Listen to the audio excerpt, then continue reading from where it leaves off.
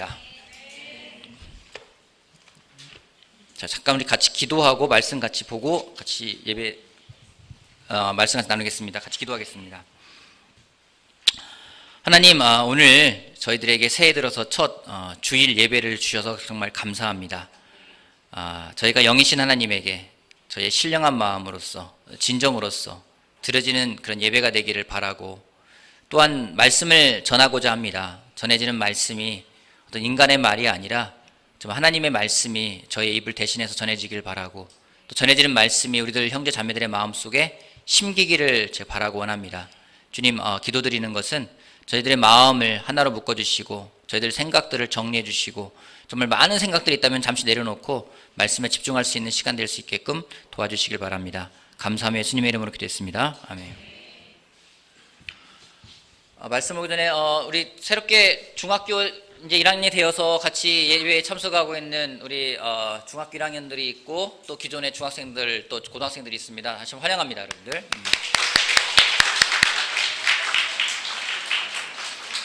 자, 중학교 1학년 어서와. 대예배는 처음이지. 너무 부담 갖지 말고 여러분들의 눈높이 맞춰서 한번 해보도록 할 텐데, 아마 오늘은 눈높이 안 맞을 것 같아요. 좀 어려운 내용이라서 염두에 두시기 바랍니다. 우리 요한복음 13장 34절부터 35절까지 우리 한 목소리로 한번 읽어볼까요? 요한복음 13장 34절에서 35절까지. 자, 이제 거기부터 같이 볼게요. 자, 이제 시작. 이제 나는 너희에게 새 계명을 준다. 서로 사랑하여라.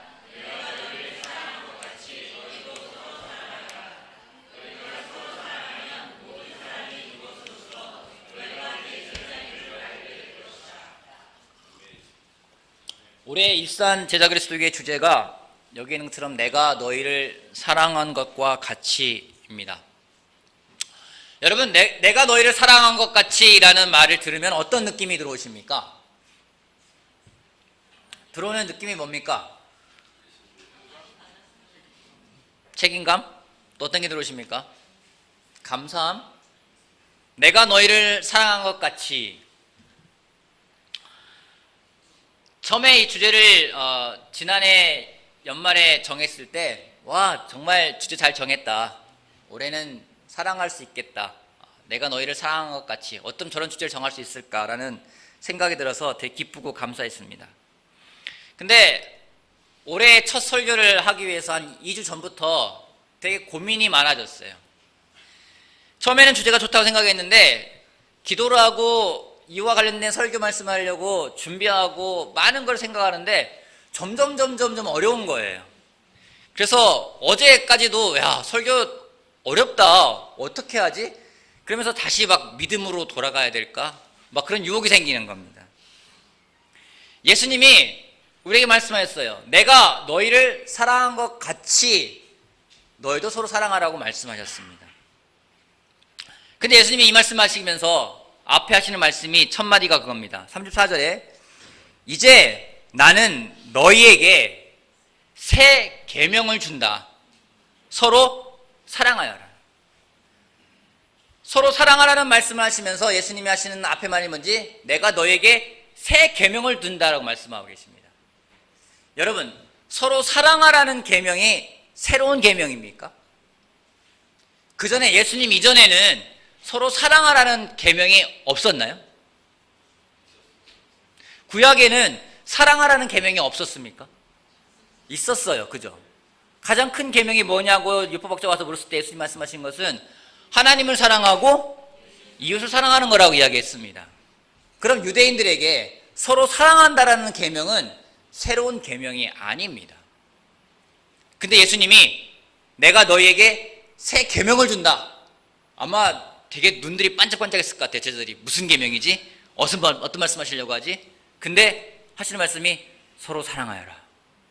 그러면은 뭔가 되게 의아해하겠죠. 저 계명은 새로운 계명이 아닌데. 근데 예수님이 서로 사랑하라고 한 계명이 새로운 계명이 될 수 있었던 이유는 바로 그 다음 대목 때문입니다. 내가 너희를 사랑한 것 같이. 올해 주제로 인해서 예수님의 서로 사랑하라는 계명이 새로운 계명이라는 겁니다. 내가 너희를 사랑한 같이라는 조건이 붙지 않았으면요, 그 계명은 새로운 계명이 아니에요. 근데 예수님은 우리에게 계명을 주시면서, 사랑하는 것에 대해 계명을 주시면서 아주 명확하게 그 기준을 제시하셨습니다. 내가 너희를 사랑한 것 같이. 여러분, 예수님의 사랑이 어떤 사랑이셨나요? 예수님의 사랑은 죄인인 우리를 대신해서 죽으시는 그런 사랑이셨습니다. 예수님이 우리를 위해서 죽을 만한 우리가 그런 하나님과의 관계였느냐? 그런 관계가 아니었습니다. 아까 성탄 때 나눴지만은 우리는 하나님과 원수 관계였던 사람입니다. 예수님이 우리를 위해 돌아가신 것은요, 원수를 위해 돌아가신 거예요. 원수를 위해 죽은 겁니다. 원수를 사랑하신 겁니다. 그냥 사랑이 아니라는 거죠. 근데 우리에게 그와 같이 사랑하라고 하면서 너희가 그렇게 사랑할 때 모든 사람이 너희가 내 제자인 걸 알게 될 거라고 말씀하고 계십니다. 예전에 제가 어제까지도 영상을 아무리 뒤져도 못 찾았는데 이런 영상이 있었습니다. 사람들이 길을 가다가 딱 돌아서면서 팻말을 딱 들어요. 나는 제자입니다라고 하고요.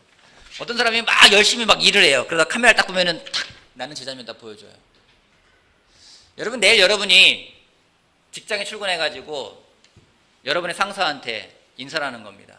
뭐 이제 직급들이 나이가 있으니까 직급이 높으시겠죠. 여러분 위에 누가 있습니까? 주로 뭐 상무님이나 누가 있을 거 아닙니까? 뭐 이사님이나. 그럼 인사합니다. 이사님, 저는 제자입니다. 그러는 거예요. 근데 여러분이 만나는 고객에게 가가지고 안녕하십니까 고객님, 저는 제자입니다. 이런 말 하는 거예요. 정말로 길을 가다가 갑자기 딱 마주치면 이렇게 되는 거예요. 누가 여러분에게 웃어주면은 안녕하십니까, 저는 제자입니다 라고 얘기를 하는 겁니다. 한여름이 이경희 자매가 내일 회사에 출근했어요. 또 저 옆에 그 옆에 있는 우리 또 그 김기남 자매가 독도 간호사 아닙니까? 환자가 와요. 안녕하십니까, 저는 제자입니다 이러는 거예요. 여러분, 그렇게 할 수 있겠습니까? 나는 제자입니다. 나는 그리스도입니다. 그래 고백하고 다니는 거예요. 근데 이건 정말 실로 어마어마한 고백이라는 거죠.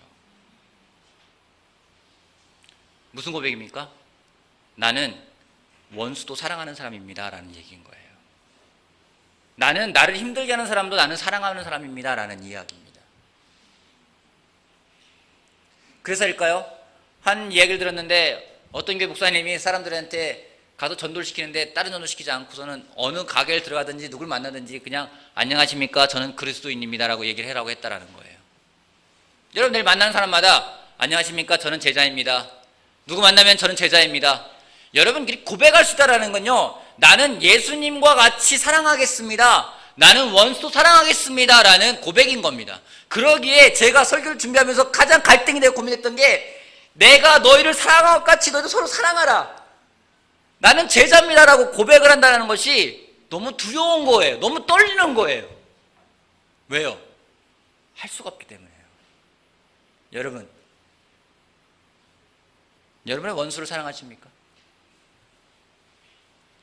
너무 감사하게도 또 너무 아이러니하게도 원수는 멀리 있지 않더라고요.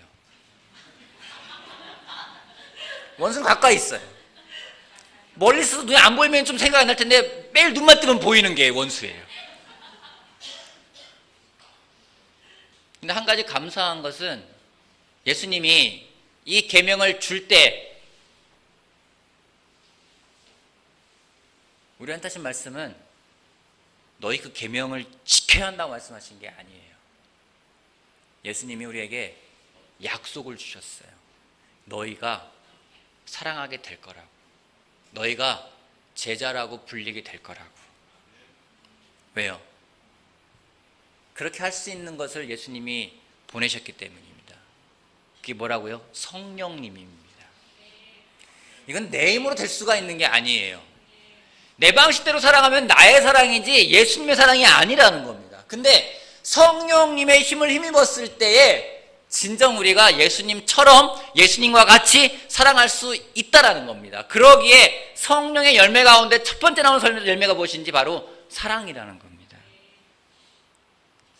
여러분, 예수님의 사랑은요, 나의 감정으로 되는 건 아니에요. 나의 느낌으로 되는 건 아닙니다. 내가 안다고 할 수 있는 게 아니라는 겁니다. 마태복음 18장 말씀 같이 보겠습니다. 마태복음 18장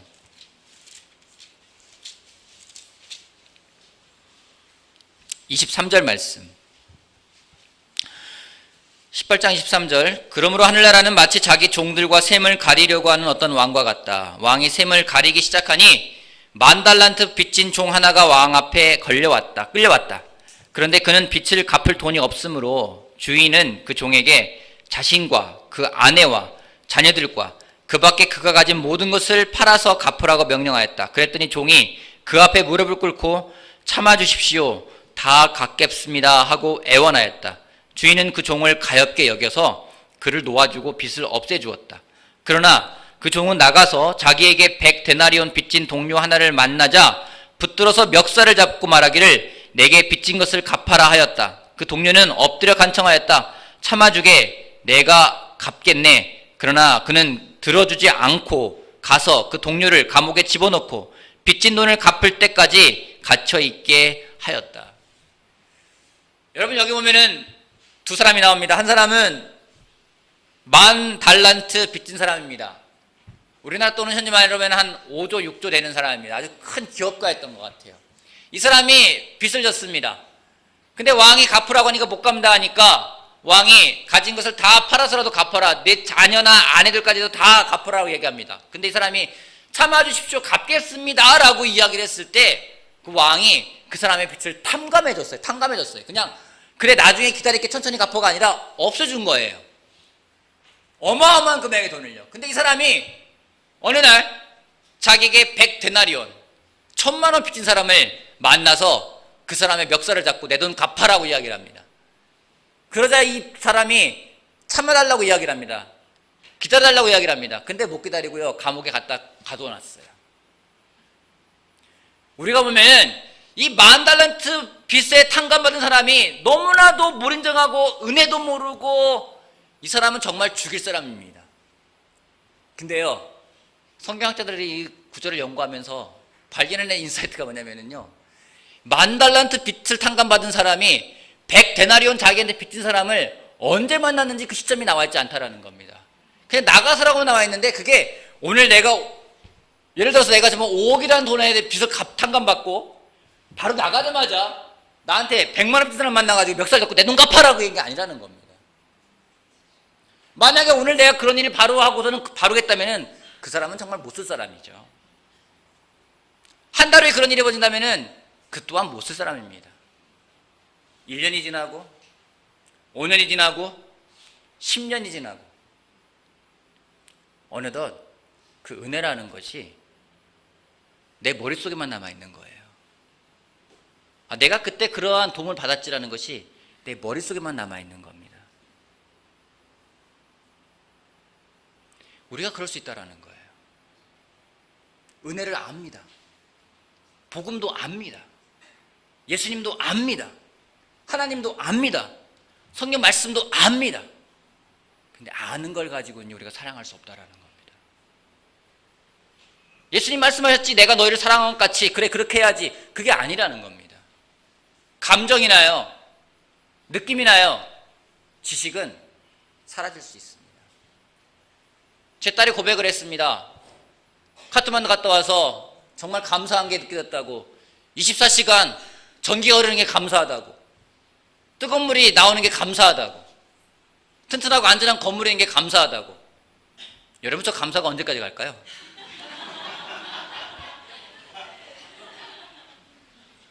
제 딸이 저는 기억할 것 같아요. 만약에 한 달 후에 막 불평불만 하면은요, 참 저것이 정말로 은혜를 모르고, 너는 모르니? 그걸 모르니? 근데 그렇게 말할 게는 우리가 똑같아요. 우린 예수님의 은혜를 모릅니까? 우린 예수님의 사랑을 모릅니까? 몰라서 사랑을 못하나요? 아니에요. 내가 너희를 사랑한 것 같이 서로 사랑하라는 그 계명은요, 우리 힘으로는 불가능하다는 겁니다. 성령님을 의지하지 않고 성령님에게 완전히 내어 맡기지 않으면 불가능한 일이라는 겁니다. 여러분, 우리가 이 주제를 실천하길 바랍니다. 그러기 위해서 여러분, 우리 성령님의 인도하심을 따라 살아가는 사람이 되길 바랍니다. 성령님의 인도하심을 따라 살아간다는 건요, 내 방식을 버리는 거예요. 우리의 문제는요, 사랑하지 않아서 문제가 아니라 내 방식으로 사랑하기 때문에 그게 문제라는 겁니다. 여기에 있는 부모님들, 여러분의 자녀 사랑하십니까? 야, 이거 아이들 앉아 있어요. 잘해야 돼요. 부모님들, 여러분의 자녀를 사랑합니까? 사랑해요. 사랑하기 때문에 뭘 합니까? 사랑하기 때문에 밥도 먹이고요. 사랑하기 때문에 애들 야단 놓치고요. 여러분들 저기 튀는 아이들, 여러분들을 사랑하기 때문에 부모님이 막 나무라기도 하고, 사랑하기 때문에 여러분들 막 때로는 공부시키기도 하고, 사랑하기 때문에 여러분들에게 막 먹을 거 주기도 하고, 뭐 여러분 사랑하기 때문에 억지로 재우기도 하고, 다 사랑하기 때문에 그런 거 아니겠습니까? 미워서 합니까? 미운 놈 떡 하나 더 준다고 막 떡 하나 더 주고 그럽니까? 아니에요. 사랑하기 때문에 그런 거예요. 여러분들 사랑하기 때문에 그런 거예요. 사랑하기 때문에 핸드폰도 안 사주고, 사랑하기 때문에 학교 가라고 보내고, 사랑하기 때문에 뭐 친구 달싹이라고 이야기하고, 사랑하기 때문에 잔소리하고, 사랑하기 때문에 여러분이 하는 모든 것들은 다 사랑하기 때문이에요. 근데 중요한 건 저들은 사랑을 느낄까요?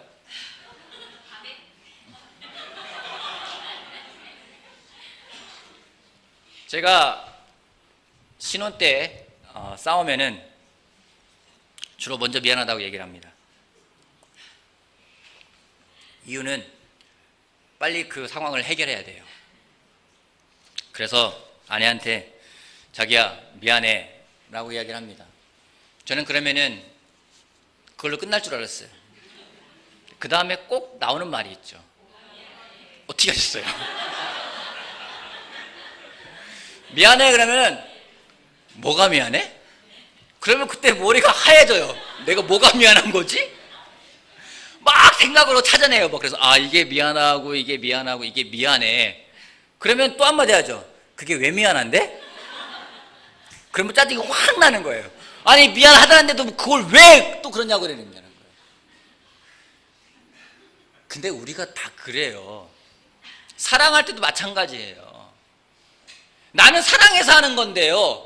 사랑해서 아이들을 돌보는 거고요. 사랑하기 때문에 그 사람들에 대해서 그렇게 하는 건데, 정작 그 사람의 아픔을 내가 얼마나 아냐는 거죠. 정작 그 사람이 필요로 하는 게 뭔지를 내가 얼마나 아냐는 거죠. 우리가 사랑을 안 해서가 문제가 아니라요, 내 방식으로 사랑하기 때문에 그게 문제인 거예요. 근데 예수님이 우리에게 복음을 주셨어요. 복된 소식이 어떻게 해요? 내가 너희를 사랑한 것 같이 사랑하래요. 그 얘기는 뭡니까? 우리의 마음에 있는 모든 그런 나의 방식들을 내려놓고 예수님을 따라서 가라는 거예요. 왜요? 그게 진짜 사랑이기 때문에요. 여러분, 오늘 여러분은 무슨 사랑을 하고 계십니까? 여러분의 욕구에 의한, 여러분 그것 또한 육체적인 욕망입니다. 육체의 욕망의 사랑을 하고 계십니까? 아니면 성령님의 인도하시는 그 인도하심을 따라서 사랑하고 계십니까? 우리가 겸손하게 성령님의 인도하심을 따라 살아가야 됩니다. 올 한해 정말 예수님 사랑하고 싶다면은 우리의 모든 것들을 내려놓고 더 겸손하게 예수님의 도우심을 구하면서, 주님 저는 사랑할 줄 모르는 사람입니다. 제 사랑할 수 있게 도와주세요 라고 고백하며 나아갈 수 있는 우리가 되길 바라겠습니다. 그때 예수님은 약속하셨어요. 너희가 나처럼 사랑하게 될 거라고. 그때가 어디 가서 우리가 이렇게 갈까요? 나는 제자입니다. 나는 원수도 사랑하는 사람입니다. 이 고백이 우리들에게 나오기를 바라겠습니다. 아멘. 근데 그렇게 한다는 것은 이런 의미가 있을 것 같아요.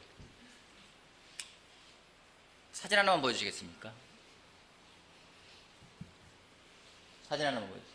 자, 팀들한테 제가 질문을 하나 해볼게요. 사진 하나 보여주세요. 자, 밑 빠진 독이 있습니다. 자, 팀들, 밑 빠진 독에 물을 채우는 방법 아는 사람? 팀들. 거기는 틴이 아니라 폴티잖아요. T예요. 13, 14이 아니라 거기는 40, 50잖아. T잖아요. 그죠? 팀들. 자, 팀들. 밑 빠진 독에 물을 채우는 방법을 아는 사람. 자, 여기에다가 바닷물을 가득 채우고 싶어요. 어떻게 하면 될까요? 막아요. 예. 두꺼비를 데려다가 막아요. 생물학자에 의하면은, 또 과학자들에 의하면은 두꺼비가 그 밑빠진 독에 들어가서 메꾸고서는 물을 채웠다라는 것은 과학적으로 불가능하대요. 수압을 못 견딘다고 합니다. 어쨌거나, 자, 국현이 밑에다 모래를 채운 다음에, 자, 거기까지 하다 보니까 아닌 것 같죠? 예. 여기다 바닷물을 가득 채우고 싶어. 어떻게 하면 될까요? 맞아요. 맞아요.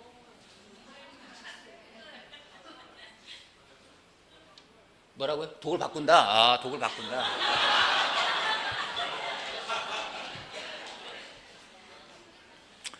바닷물을 가득 채우고 싶으면요, 바다에 던지면 돼요. 그죠? 바다에다가 갖다 담가 놓으면요, 저 독에는요, 바닷물이 가득 찰 거예요. 근데 그게 아니라 저 독에다가 계속 바닷물을 붓고 바닷물을 붓고 바닷물을 부어가지고 저게 바닷물을 채우겠다 하면은요, 그건 불가능한 거예요. 그게 뭡니까? 우리가 우리의 노력으로 해요. 내가 저기를 메꾸고 저기다가 돌을 갖다 놓고 저기다가 뭐를 놓고 머릿속으로 막 그럴까 할 거 아니에요. 막 엄청난 바닷물을 갖다가 막 부면은 다 빠져나가기 전에 막 채워지니까 높아질 거야라고 하면서 우리가 그런 사랑할 때가 있어요. 아이한테도요, 네가 아직은 몰라서 그래. 내가 정말 사랑을 가득 채워줄게 하면서 모든 걸 다 갖다 보여요. 옆에 사람을 사랑한다면서요, 막 다 보여줘요. 전혀 중요한 건 그게 아닌데. 여러분 정말 사랑하고 싶다면은 우리가 그 바다에 들어가야 됩니다. 내 힘으로 되는 게 아니에요. 겸손하게 나를 채워주십시오라고 갈 수 있는 우리가 되길 바라겠습니다. 예수님이 이런 계명을 주시면서 말씀하신 것은 서로라는 말씀에 대해서 참 감사해요. 참 어쩌면은 멀리 있는 사람을 사랑하라고 했으면은 더 쉬울지 모르겠어요. 근데 예수님이 서로라는 말씀하시면서 서로 사랑하라고 합니다. 서로는 어디에 있는 사람입니까? 내 주변에 있는 사람이에요. 왜 근데 그 사람을 사랑하라고 했을까요? 그 사람 사랑하기가 어려워요. 아까 제가 말했죠. 원수는 가까이 있다고. 원수는 가까이 있어요. 내 옆에 있는 사람. 근데 예수님이요, 그런 사람을 붙여주셨어요. 어려운 사람들을 붙여주셨어요. 그 사랑하래요. 그 사랑하래요. 왜요? 멀리 있는 사람은요, 우리가 그만큼 더 마음에 가는지 모르겠지만은요, 멀리 있으면은요 더 쉽게 보여요. 하지만 가까이 있는 사람은 안 그래요. 우리 멀리 실천할 게 아니라는 겁니다. 바로 가까이에서, 바로 가까이에서, 바로 옆에 있는 사람을요. 예수님은 정말로 그런 가까이 있는 사람들 한 명 한 명을 다 받아주셨습니다. 우리가 그런 찬양을 합니다. 내게 강 같은 평화라는 노래 아십니까? 내게 강 같은 평화. 2절이 뭔지 아십니까? 내게 바다 같은 사랑. 왜 사랑을 바다에 표현했을까요? 예수님의 사랑은요, 그런 사랑이었어요. 예수님은요, 그 주변에 있는 사람들을 다 받아들였어요. 바닷물이요, 정말 7수만 모여가지고 바닷물이 됩니까? 여러분이 바다예요. 근데 여러분에게 막 들어오는 물이 있어요. 근데 이건 시궁창물이에요. 넌 아니야, 넌 빠져. 7수 너 들어와. 그렇게 바닷물을 받아들이는 거예요. 그렇게 바닷물은 좋겠습니까? 그게 바다가 될까요? 바닷물에는요, 5만 가지가 다 모여 바다가 돼요. 그걸 다 포용하고 있는 게 바다예요. 근데 예수님 사랑이 그런 거였어요. 주변에 있는 5만 가지 사람을 다 받아들였어요. 그 말 많은 사람들, 의심 많은 사람들, 도마도 있고요, 베드로도 있고요, 죄인도 있고요, 죄짓다 걸린 여자도 있고요, 피 흘린 여자도 있었고요, 병든 사람도 있었고요, 교만한 사람도 있었고요, 바리새파 사람도 있었고요, 율법자도 있었고요. 그 모든 사람들 한 명 한 명을 다 모아가지고 예수님의 사랑이 완성이 됐어요. 그 사람들은 멀리 있는 사람들이 아니었습니다. 예수님 주변에 있는 사람들이었습니다. 예수님이 이스라엘에 있으면서 저 멀리 있는 저 미국에 있는 사람들 사랑하셨을까요? 아니에요. 예수님 또한 주변에 있는 사람들을 사랑하셨습니다. 한 명 한 명을 다 모아가지고요. 여러분, 옆에 있는 사람은 하나님이 나에게 붙이셨다는 확신이 있어야 됩니다. 나에게 필요하기 때문에요. 근데 우리가 그렇지가 않아요. 마음은 바다같이 다 포용할 수 있는 그런 사랑을 하고 싶습니다 하면서도요, 7수만 원해요. 시궁창문은 원하지 않아요. 아니라는 겁니다. 예수님은 그런 사랑이 아니셨어요. 내가 너희를 사랑한 것 같이 서로 사랑하라는 얘기는 예수님이 정말로 서로 사랑하셨기 때문입니다. 오늘 여러분은 어떤 사람을 사랑하고 싶으십니까? 솔직히 저도요, 제 마음에 드는 사람 사랑하고 싶어요. 제 마음에 드는 행동을 하면 사랑하고 싶어요. 예쁜 짓 하면 사랑하고 싶어요. 예수님은 그러지 않으셨습니다. 예수님은요, 먼저 필요가 있는 사람들을 사랑하셨고요, 내 주변에 있는 사람을 사랑하셨습니다. 올 한 해 그런 사람이 되길 바라겠습니다. 멀리서 있는 사람이 좋아 보이고, 멀리 있는 사람이 예뻐 보이고, 멀리 있는 사람이 사랑하는 게 아니라 정말 가까이 있는 사람부터 사랑할 수 있는 우리가 되길 바라겠습니다. 아멘. 팀들이 지루한가 봐요. 떠들기 시작한 거 보니까 맞춰야 될 것 같아요. 마무리하겠습니다. 예수님이 새 계명을 주셨습니다. 내가 너희를 사랑과 같이. 저 사랑을 실천하기 위해서 우리 나의 사랑이 아니라 성령님의 인도하심을 따라서 성령님의 그 사랑을 우리가 정말로 같이 동행하며 경험하는 우리가 되길 바라겠습니다. 멀리서 사랑하는 것이 아니라 가까이 있는 서로를 사랑할 수 있는 우리가 되길 바라겠습니다. 여러분 정말 올 한 해 하나님의 그런 사랑이, 성령님의 인도하심이 가득해서 성령의 열매가 풍성하게 맺히는 그런 한 해가 되길 바라겠습니다. 말씀 마치겠습니다.